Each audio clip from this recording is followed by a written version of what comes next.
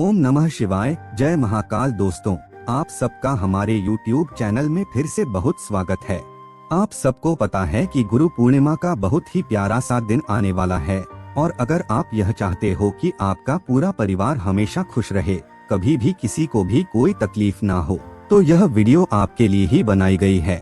पूज्य गुरु जी की कथा से सुनकर हम बहुत अच्छे से आपको बताएंगे, तो वीडियो के अंत तक हमारे साथ बने रहिए। आज का यह उपाय आप वैसे तो सावन में भी कर सकते हैं, लेकिन गुरु पूर्णिमा के दिन करके आपको विशेष फल की प्राप्ति होगी। यहाँ आपको बस घी की 7 बिंदी लेनी होगी। छोटा सा उपाय करिएगा, आपके घर के जो भी कष्ट होंगे, जो भी परिवार में समस्याएं होंगी, वह खत्म होंगी।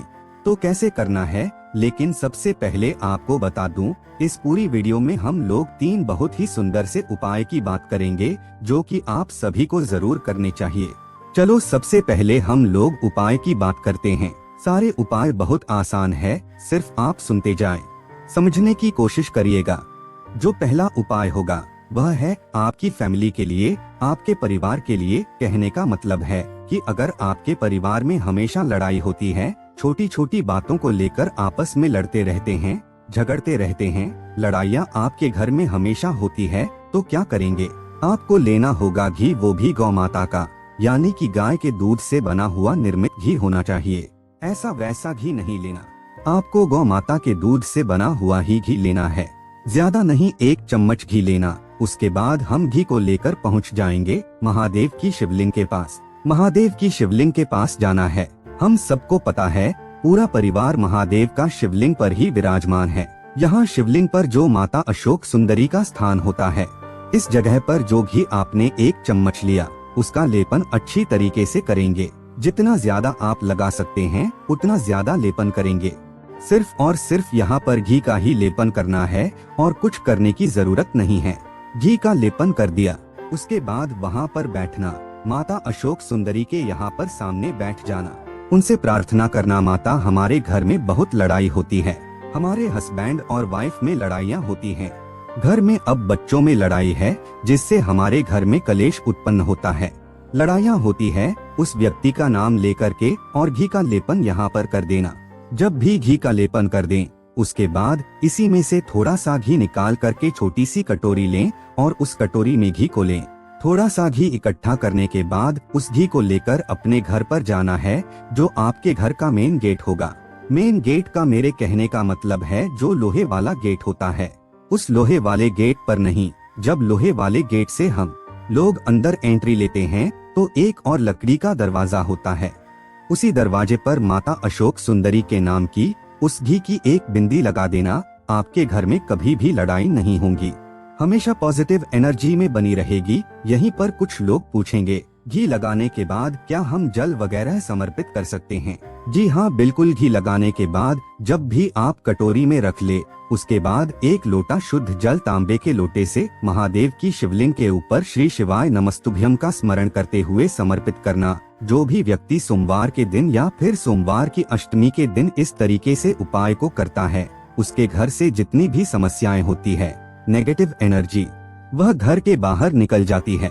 चलो पहले उपाय की बात हमने यहाँ पर कर ली है, आगे बढ़ते हैं इस वीडियो में। अब हम लोग अपनी दूसरी उपाय की तरफ, लेकिन यह दूसरा उपाय बताने से पहले एक छोटा सा काम आप सभी को करना है। वीडियो को लाइक कर दो और जिसने अभी तक चैनल को सब्सक्राइब नहीं किया, तो जल्दी से चैनल को सब्सक्राइब कर दो। चलो सबसे पहले समझते हैं कि इस उपाय को करने की आपके फायदे क्या हैं। सबसे पहला फायदा तो यह हस्बैंड और वाइफ के लिए है। पति और पत्नी के लिए, जो भी हस्बैंड वाइफ में हमेशा लड़ाइयाँ होती है, छोटी छोटी बात को लेकर, वह इस उपाय को कर सकते हैं। दूसरा, वह इस उपाय को कर सकते हैं जिनके घर में प्रेम नहीं है। कहने का मतलब एकता नहीं है, हमेशा लड़ाई होती है, आपस में लड़ते रहते हैं, एक दूसरे की चुगली करते रहते हैं, वह भी उपाय को कर सकते हैं। देखो आपको क्या करना होगा, इस तरीके से लेना होगा 1 कच्चा सूत। अभी कच्चा सूत क्या है? यह वही कच्चा सूत है जो हम लोग वटवृक्ष की जब परिक्रमा करते हैं तो लपेटते हैं, उन पेड़ों में कच्चा सूत। आपको वही कच्चा सूत लेना होगा। कच्चा सूत ले लिया, साथ ही साथ आपको लेना होगा इस तरीके से बेलपत्र। कितने बेलपत्र की आपको जरूरत होगी? सिर्फ 1 बेलपत्र की आपको जरूरत होगी, ज्यादा नहीं लेना। बेलपत्र ले लिया। अब जो बताऊंगा उस चीज को बहुत ध्यान से सुनना, क्योंकि यह बहुत ही कॉम्प्लिकेटेड उपाय है। कैसे है समझो। आपको क्या करना है, महादेव के मंदिर में जाना। जैसे ही महादेव के मंदिर में आप पहुँचे, सबसे पहले दर्शन किसके होंगे? आपको नंदी बाबा के होंगे दर्शन। तो क्या करेंगे, उस एक बेलपत्र को वहीं पर नंदी बाबा के पीछे बैठें, यहाँ पर पीछे बैठ जाना और उस एक बेलपत्र को लेना और जो कच्चा सूत है उसको लेना है। ले लिया। अब कच्चे सूत को क्या करेंगे, अपने हाथ पर लपेटकर घुमाएं। कितनी बार घुमाएंगे? 7 बार, 7 टाइम्स घुमाएंगे। नाम और गोत्र बोल करके घुमाना है। अगर पति ये उपाय अपनी पत्नी के लिए कर रहे हैं तो पत्नी का नाम और गोत्र, अगर कोई पत्नी अपने पति के लिए कर रही है तो पति का नाम और गोत्र बोल करके उसको लपेटे। या फिर जिस भी इंसान से लड़ाई होती है उस इंसान का नाम और गोत्र बोलेंगे। इतना करने के बाद अपने हाथों पर उस कच्चे सूत को 7 बार घुमाना है। बांधना नहीं है, बस 7 बार लपेट देना। थोड़ा सा ढीला रखना है। क्यों रखना है? क्योंकि जब 7 बार घुमा लेंगे उसके बाद उसको हाथों से बाहर निकाल लेंगे। बाहर निकालने उसके बाद क्या करेंगे, यहाँ से नंदी बाबा की पीछे से उठेंगे। उठने के बाद महादेव के शिवलिंग पास जाकर खड़े होंगे। जो नियम बताऊंगा समझना। महादेव का पूरा परिवार शिवलिंग पर ही विराजमान है। तो यह जो शिवलिंग का अग्रभाग है इसको बोलते हैं कटी भाग, जिसको प्यार से हम हस्त कमल भी बोल सकते हैं, जहाँ पर शिवलिंग विराजमान होते हैं। ठीक वही उसी जगह पर जो कच्चा सूत आपने अपने हाथ से निकाला है, 7 बार लपेटने के बाद यहीं पर पहना देना। श्री शिवाय नमस्तुभ्यं का स्मरण करते हुए यहीं पर पहना देना है। आपके पास एक बेलपत्र और है, यहीं पर आपने कटी भाग जो आपको दिख रही है, इसी कटी भाग पर उस एक बेलपत्र को भी आपको श्री शिवाय नमस्तुभ्यं का स्मरण करते हुए समर्पित कर देना। जो भी व्यक्ति पूर्णिमा के दिन सुबह या फिर शाम के टाइम पर इस उपाय को कर लेता है, उसके घर की जो भी समस्याएं होती हैं, खासकर लड़ाई से संबंधित, हस्बैंड वाइफ में या फिर घर में किसी भी सदस्य में ऐसी लड़ाई होती है, धीरे धीरे कांटे खत्म होना स्टार्ट होती है। पूर्णिमा के दिन ही इस उपाय को करते हैं और किसी भी दिन इस उपाय को नहीं कर सकते। अब इसके बाद आप चाहे तो 1 लोटा शुद्ध जल तांबे के लोटे से महादेव की शिवलिंग के ऊपर समर्पित कर सकते हैं, उसकी कोई दिक्कत नहीं है। 2 उपाय की बात हमने यहाँ पर कर ली है। आगे बढ़ते हैं। इसमें अब हम लोग तीसरे उपाय और इस वीडियो का सबसे आखिरी उपाय की बात करते हैं। वह आखिरी उपाय क्या है समझो। देखो, इस उपाय को करने का सबसे पहले नियम समझो, लेकिन उससे पहले फायदा समझो। तीसरा जो फायदा आपका है वह यह फायदा है कि आपके परिवार के किसी भी सदस्य की अगर कोई मनोकामना है तो आप इस उपाय को कर सकते हैं। वह सदस्य खुद यह उपाय कर ले तो बहुत अच्छी बात है, वरना कोई भी सदस्य किसी की भी मनोकामना को लेकर इस उपाय को कर सकता है। किसी की भी मनोकामना को लेकर सबसे सुंदर बातें उपाय की हम लोग क्या करते हैं, जब भी मंदिर जाते हैं, चाहे वह सोमवार का दिन हो, महादेव की शिवलिंग की पूजन अर्चना बहुत प्यार से, बहुत ही श्रद्धा के साथ करते हैं।